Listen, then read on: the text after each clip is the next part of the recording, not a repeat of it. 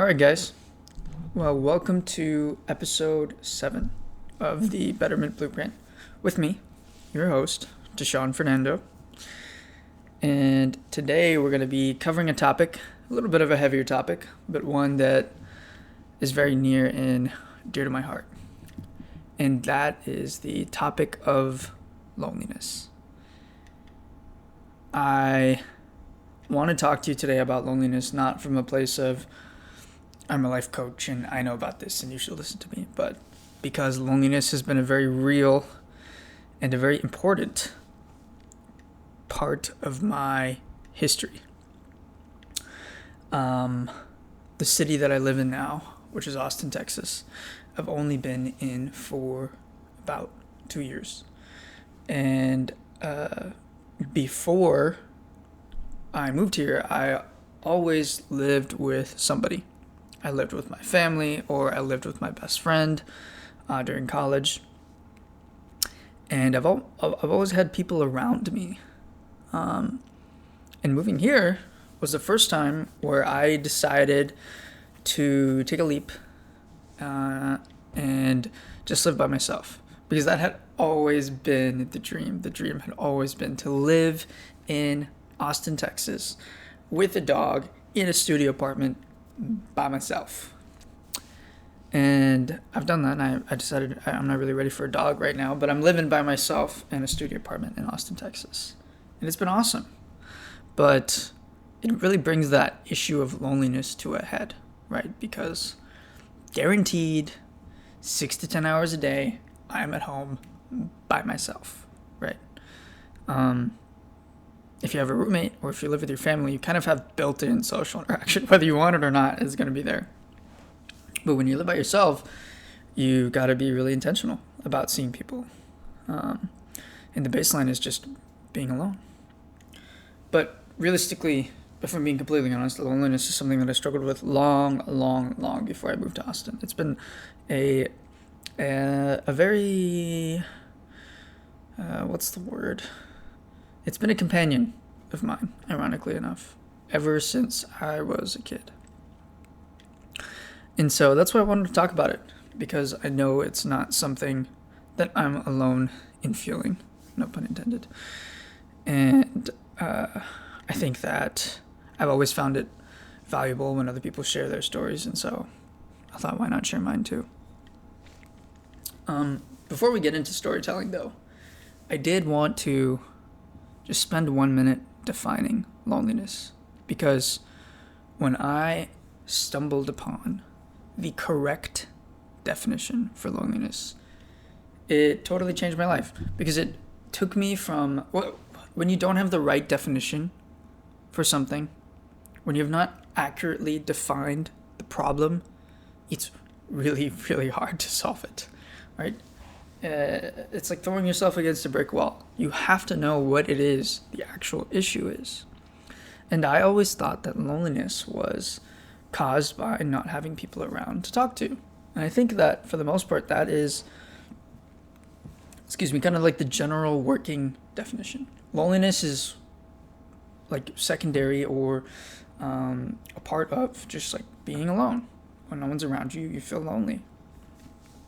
But that's not really true, right? I'm sure every one of us knows somebody who really values their alone time, who really enjoys being alone, right? And also, in the same token, I'm sure we can also think of people who absolutely hate being alone and cannot take it, cannot handle it, right?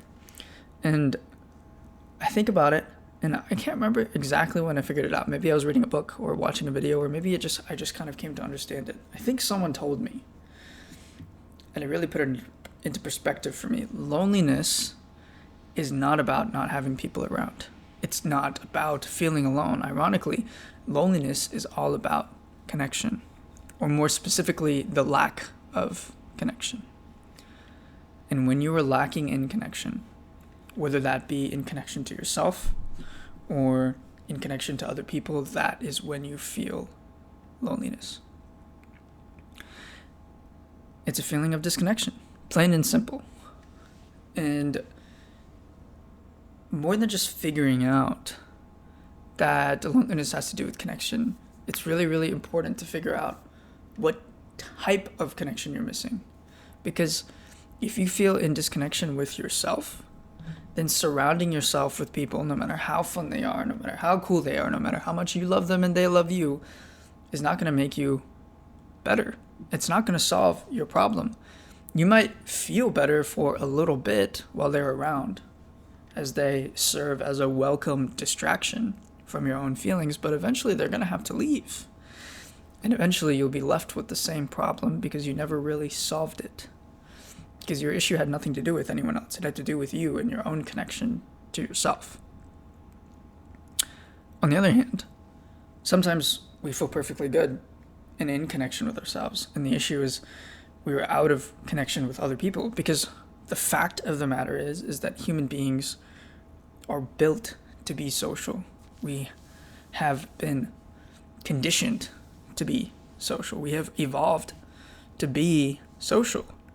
And if you're not getting the necessary amount of social interaction on a daily, weekly, monthly, yearly basis, you're going to feel disconnected from other people, from the world around you, and to a certain degree, that's going to contribute to you feeling disconnected from yourself. We just need other people, and you might hate that fact. I know I do sometimes, but we need other people, and we need to feel connected to them.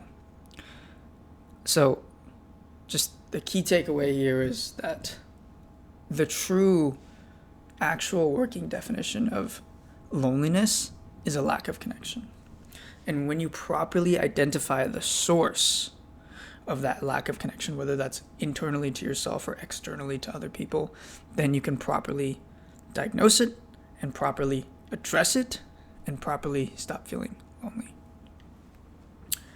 I think for me, I learned that definition, but when it really got put into context for me was my freshman year of college, because that was the year that I moved out of my family home, living with my mom and dad and my little brother, into a dorm room to live with my best friend.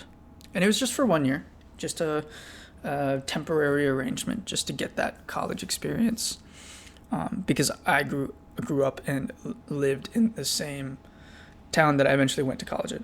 So there was no reason to live on campus logistically. I was just doing it for fun. And I thought it was going to be awesome living with my best friend. And in a lot of ways it was really awesome. Some of my best memories in college are from that freshman year. But I think maybe 2 or 3, maybe 4 weeks into starting college, I remember feeling really, really, really lonely. There's one particular conversation that I actually had with my best friend at the time. And I remember it like it was yesterday, because it was just crazy and it was just so real and so vulnerable. But it was later in the day. I'm pretty sure we were winding down for bed. So he was on his side of our 12 by 12 dorm room, lying on his bed, and the lights were out, and I was in my bed, lying down, trying to fall asleep. And all of a sudden I was just like, dude, I am so lonely. And much to my surprise, my best friend, who has always kind of understood me like that, surprisingly related that same feeling back to me. He was like, dude, I also feel really, really, really lonely. And I was like, it's so weird, because, we live together and we're around each other all the time. But as we kind of thought about it and talked about it more, we realized that even though we were around each other, we were not spending that much time with each other in connection, right? We were both really busy at the time. We were both engineers. And so our classload was heavy. We were both involved in organizations.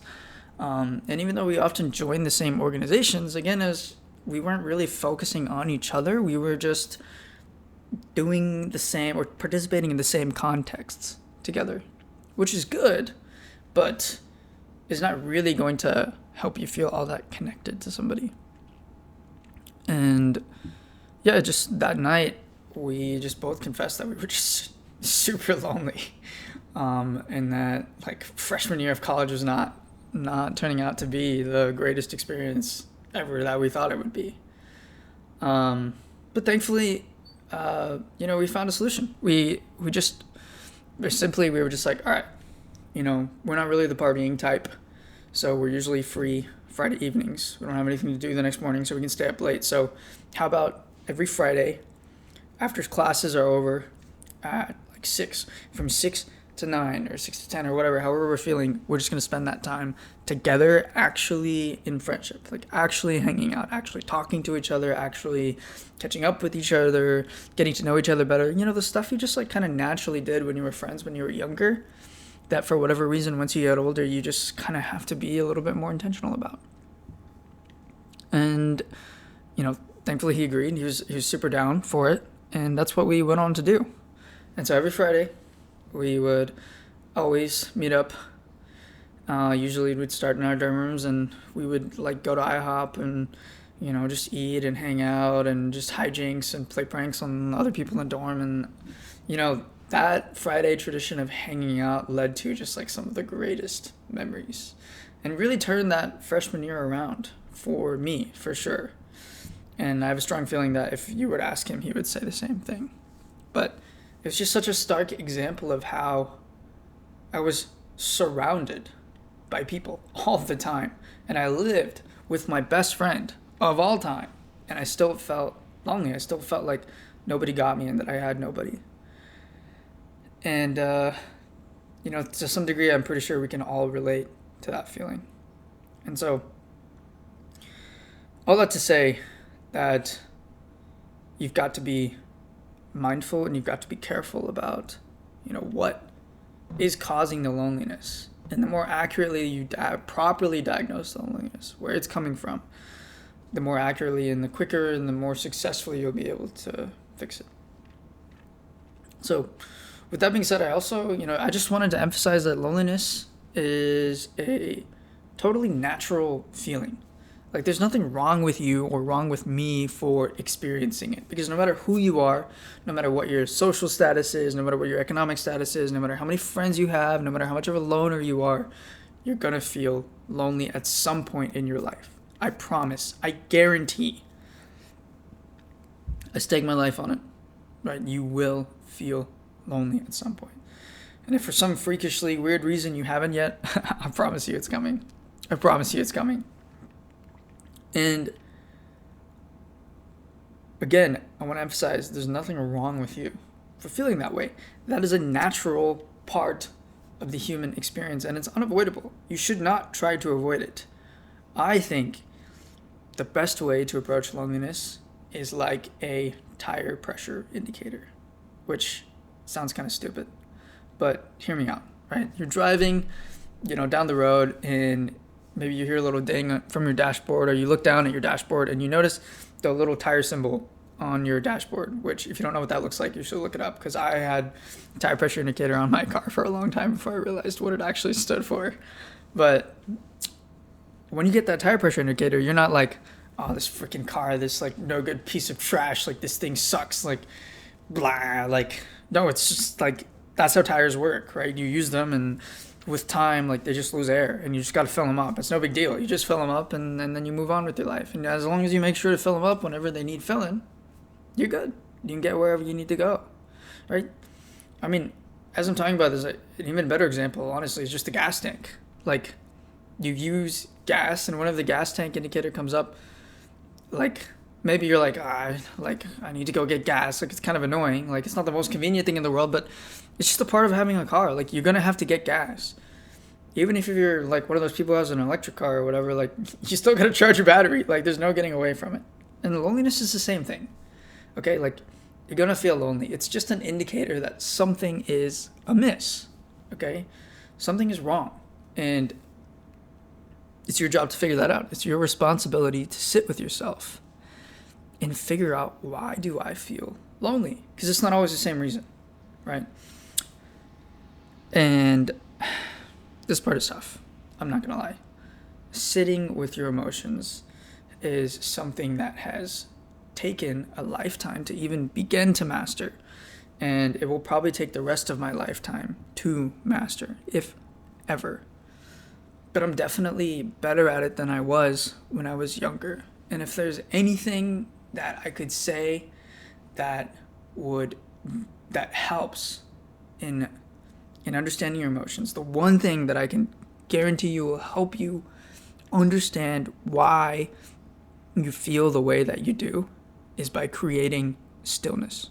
Okay, human beings are terrible at sitting still, and I mean this mentally and emotionally and physically, right? We're always moving, we're always in the go, and especially nowadays when there's an unlimited amount of things to distract you, right? We've got social media, we've got video games, we can text and call whoever, whenever, not to mention internet and porn and mobile games, and I mean, like there's healthier distractions too, right? Like the hobbies that you do, and you need to eat, and there's places to go, and there's always stuff to do, and there's work. I mean, it's unending the amount of things that you've got to do and the places you've got to go.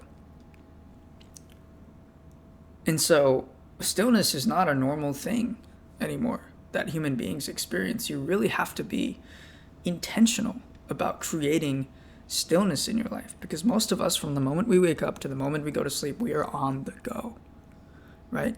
And even when we get time to relax, our mind is still on the go, right? We find something to do. We don't just sit there. That's not normal. That's weird.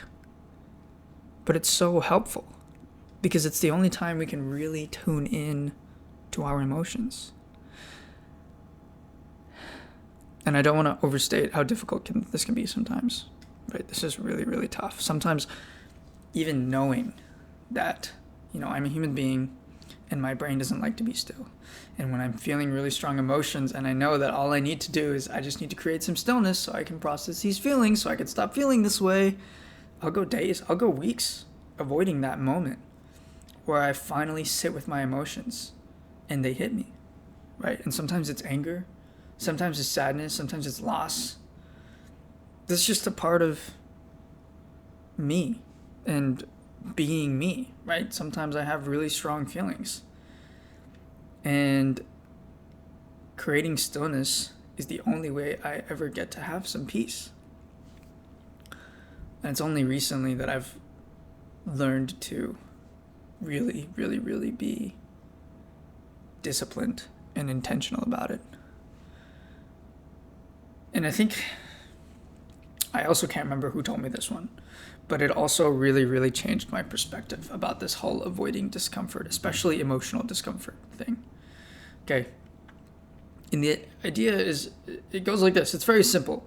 You can either face the discomfort of avoidance, or you can face the discomfort of feeling your feelings.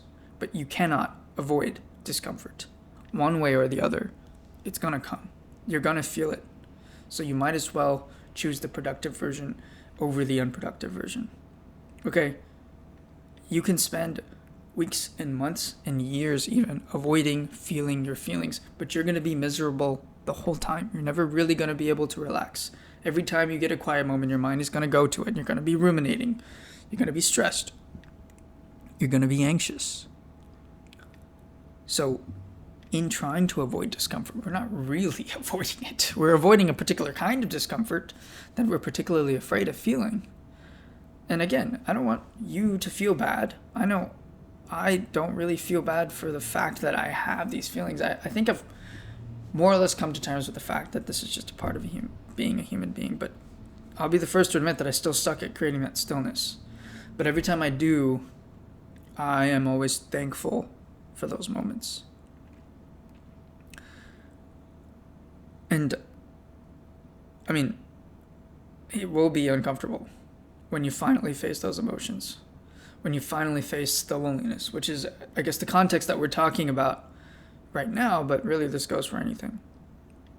It will be uncomfortable to face those feelings, but you will thank yourself, and you will feel better afterwards. It's the only way to move forward. Another story, kind of just, the way I really learned this, the way that this just like really contextualized itself for me was growing up.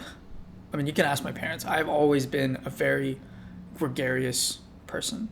Just so talkative. Just to whoever the heck came around the corner, I wanted to talk to you. I wanted to get to know you. I wanted to know who you were. I wanted to tell you about my life. That's how I've always been. Okay, that's how I've always been. And it served me well, especially when I was a kid.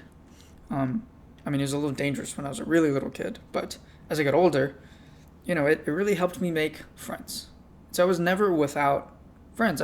I always had people that I could count on, that I could call on, that I could talk to at every stage of my life. And that counts for college too. College was crazy because there was an unlimited amount of people I could meet, because I went to a relatively large school. I went to Texas A&M. So there's literally, at the time that I went to school, there were 60,000 people there. 60,000 staff and students. So I spent so much time just flitting from one person to the next, talking to them, getting to know them. And in a lot of ways, it was really cool. But once COVID hit, and I was forced to quarantine, I was forced into isolation, I stopped. Even I can't overcome the fact that I wasn't allowed to go talk to anybody. And, virtual communication sometimes just doesn't cut it. And the beginning of COVID was really, really, really difficult, as I'm sure a lot of you can relate to. And I remember, I don't remember what brought it on, but I remember sitting on the floor of the guest bedroom of my house with a journal in my hands. And I remember writing the words in black pen. I think I may have been using my skill at making friendships and my skill of always having people to be around to avoid ever being alone with myself. And that was kind of a turning point for me, because that was the point at which I accepted that I had a problem with being alone, that I was afraid of being alone, that there was some demon, some dark set of feelings that I could not bear to face when I was by myself.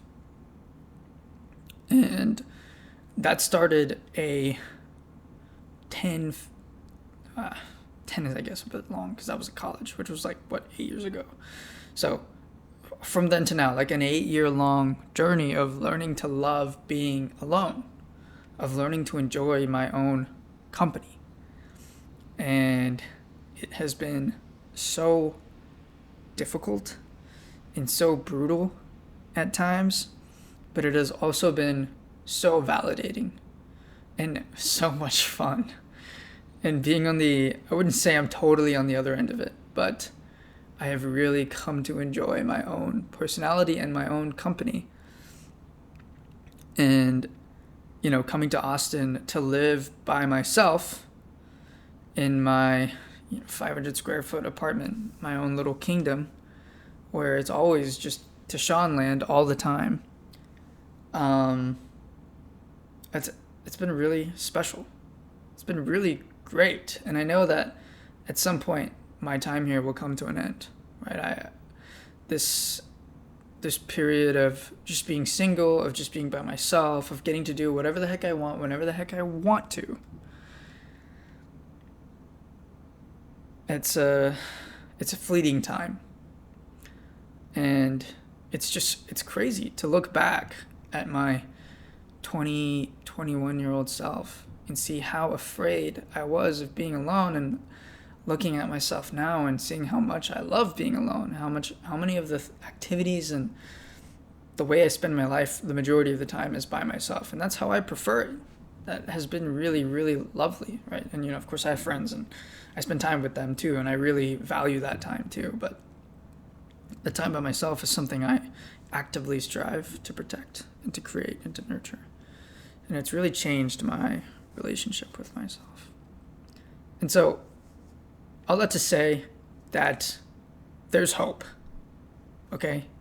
If you were listening to this and you were kind of relating to it and you were like, yeah, I freaking hate being by myself. I hate being alone. It's my worst fear. I will literally do anything to always have somebody, at least to talk to online. I get it. It was right there with you. That was the first 15, 16, 17, 18 years of my life. Until, thankfully, COVID came around and forced me into it. And I don't say that lightly, right? I know that COVID was this horrible, terrible pandemic that really screwed up a lot of people's lives. And every day I'm grateful for the fact that I was able to make something good out of it. But if COVID hadn't come along, I would have never been forced to sit with my own presence. And I never would have learned to love myself the way that I do now. So hear me when I say this, it is worth it. Because honestly, I don't think another COVID is coming along for a long time. That was like a 100-year event. So if you're going to learn to love yourself, you're going to have to do it on your own terms. Ain't no pandemic coming around to do it for you. But I promise you, it is so worth it. Because being alone and being by yourself is unavoidable. It's a fact of life. You will spend the majority of your time by yourself. Even when you're married, even when you have kids, you are going to spend the majority of your time in your own head, with your own company. And if you don't learn to love that and you don't learn to enjoy that, it's going to be a miserable time. It's going to be a tough time. So, that kind of brings us to the last part of this talk about loneliness, which is, what do you do once you've diagnosed what the problem is? So say you took the steps to create some stillness, and you meditated on your feelings, or you journaled, or you went for a walk, or you talked to someone that you can be open and honest with, and you figured out, this is what's bothering me. Like, I cannot be alone, or this is what's bothering me. I just wish I had more people around me that I could shower my love on, and they could love me. What do you do then? Because awareness is beautiful, but awareness without action is useless. It's pointless. It's a waste. So, unfortunately, the hardest part of all of this is, creating some action. Actually, I don't know. I think a lot of times the hardest part is actually the awareness part. I think for me, at least, that's the part that I hem and haw and procrastinate on the most. That is the part that I take the longest to overcome, is figuring out what the heck is actually wrong. Once you figured out what's wrong, you've got to do something about it. But here is the part where I feel like people really miss the mark.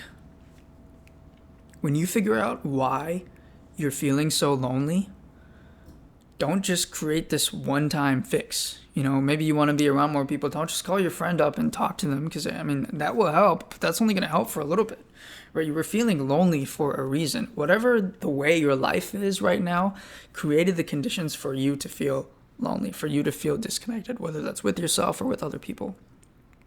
And if you don't make a consistent change, something that continues on and permeates into the rest of your life, you will just end up feeling lonely again in a few days or weeks, whenever that one-time fix you made, whenever the effects of that wear off, right? So I'm talking about habits, right? Don't just call your friend when you're feeling lonely. Be proactive. Set up a bi-weekly or a monthly or a weekly or a daily call, whatever you and your friend are into. Whatever works for you logistically. Be proactive and set that up. Call them every week. And preempt that loneliness.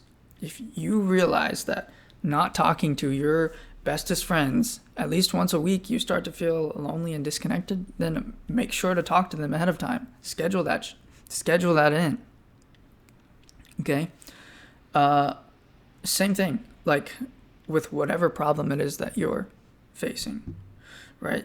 Say you just love meeting new people, which is probably not very relatable to most of you. It is maybe a bit of a rare affliction, but that's actually something that's really important to me. Is I love meeting new people. And if I don't meet enough new people, we don't have to become best friends, but I love meeting new people and, hearing new perspectives and that sort of thing that comes with meeting new people. It really brings me joy. if I don't get that enough, things start to feel a little stale. It's sort of a different problem. It's not really a loneliness disconnection thing. It's more of a boredom that starts to permeate my life. I get bored easily. And I just always got to be meeting new people. And it wasn't until I joined a dance class that I started to consistently meet new people every week. And that has just like really, really changed things for me. Because every week, it doesn't matter who I see or where I go or what I do during the week. Every Tuesday nights, I'm going to dance class. And I'm going to meet at least like 15 new people. I'll meet some of the old people, some people are regulars to the class like me, so I'll see them again, and that's awesome. Building a community is another important thing for me. But getting to meet those new people, man, like that is just so much fun. I don't always get along with them. I don't always like them. But I love the novelty. It's really like a drug for my brain, just meeting new people. It's so cool. And I've kind of solved that problem. Like, I don't really need to do anything else to meet new people. It just kind of naturally happens every week as long as I go to dance class. Same thing. Something I struggle with a lot is feeling my feelings, which if you haven't figured out, right? Yeah, I will come up with every possible way to avoid feeling my feelings that I can. And actually, it wasn't until I started journaling every day, which I started about a year ago. I started it in October of 2024, and I've journaled every single morning, every day since then. And if I miss in the mornings, I do it in the evenings, right? But it's like a proactive way for me to get ahead of my feelings. As soon as something starts to brew, when something feels off and you kind of just ignore it, it's really, really hard to ignore it when you're sitting there with a journal and a pen and you just have to write something. Like, you just naturally want to write what's on your mind. You're not going to write about like what you had for breakfast that day. You're going to write about what's bothering you. It's just the most natural human thing in the world. And that works really well for me. And, right now, I'll be honest, I'm in a period of my life where I wake up, I sit down, and I get my journal out, and I don't have a whole lot to say. Like, thankfully, things are really, really good right now. There's not something that's just, like, really deeply bothering me, or even just, like, kind of bothering me. Like, at the moment, I have faced my demons. But just by nature of me being a human being, something's going to pop up. Maybe not, if not this week, then next week. Like, something is going to bother me. It's just the way that life is. There's always ups and downs. But I can be confident in knowing that whenever that does happen, whenever something does go wrong, I have that habit of journaling to prop me up. Because as soon as something starts to bother me, I know maybe that morning or maybe that evening, I'm going to talk. I'm going to talk about it to myself. I'm going to write about it. I'm going to start to process those feelings. Because it's built in. It's a habit. Right? So whenever you diagnose a problem, and I don't want to broaden the scope too much because things start to get blurry. But whenever you diagnose any problem, it doesn't just have to be loneliness. It doesn't really just have to be disconnection. Maybe you want to read more, or maybe you want to, dance more, or maybe you want to sleep more, or maybe you want to sleep less, or maybe you want to drink more or party more, and maybe you want to drink and party less. Whatever it is, don't just make a one-time fix. Turn it into a habit, because then you'll never have to deal with that problem ever again. And I think that's kind of like, if you want a like on the ground real world definition of growth, that's what that is finding ways to deal with new problems instead of constantly having to struggle with old ones. That is what growth is. So going back to the loneliness and disconnection thing, whatever it is that you're struggling with, take some time, create some stillness, diagnose the problem, figure out, am I feeling disconnected from myself? Am I feeling disconnected from the people around me? Is it both? Is it neither? Is it some other kind of disconnection? And then find some way to where it doesn't just fix it for you right now, but continues to fix it and keeps it fixed forever, so that you never have to deal with that problem again. And hopefully the next time you feel disconnected or lonely, it'll be for a completely different reason. And then you'll deal with that. But really, it becomes a lot easier. Once you get into the habit of creating habits, it like turns life to easy mode. It's so much easier because you're not fighting the same battles every single day, day in and day out. Things are changing. You grow a lot faster. Things get a lot easier, a lot quicker when you're being consistent about them. So that's my 2 cents on the topic of loneliness. I just want to say that for those of you that are going through something, you are not alone. Okay, your loneliness does not define you. It's a part of you, for sure, as it is a part of all of us. But you are not alone in feeling alone. We are here for you. I am here for you. And if there's something that you need to say, if you need someone to hear your story, please message me, DM me. I promise I will read it. I promise I will reply. Okay? And if DMing is not really your thing and you like the comments, then put something in the comments. I promise someone will respond. If not me, someone else that's a part of this community, because that's the kind of community that we're building here, right? We look out for each other. We're on each other's teams here. And if talking to random strangers is not really your thing, which I completely understand, then please, reach out to one of your friends, reach out to one of your family members, call a helpline.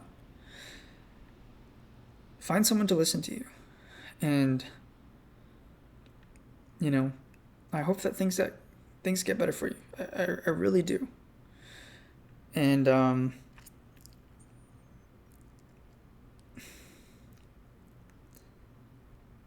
I have faith that things will get better for you. Thank you for listening.